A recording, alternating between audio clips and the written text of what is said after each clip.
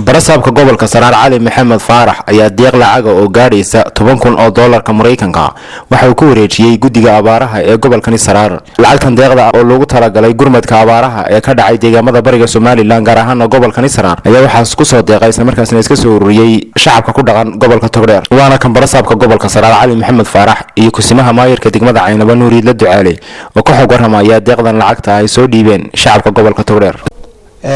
عددكاس وحوي لعقتها 10,000 ayaa saaka kala soo wareegnay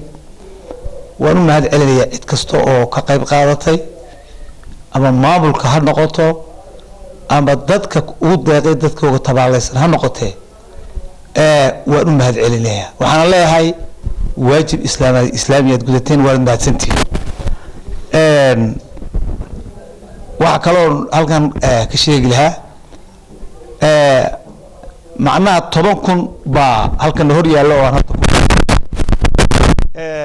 biyuuna de waa kala qiibo inkastoo gudidu hadda way xisaab celin iyo qoraarkooda iyo qoshada soo soo doonto biyaha halkan yaala kulleeto muxuu ahaa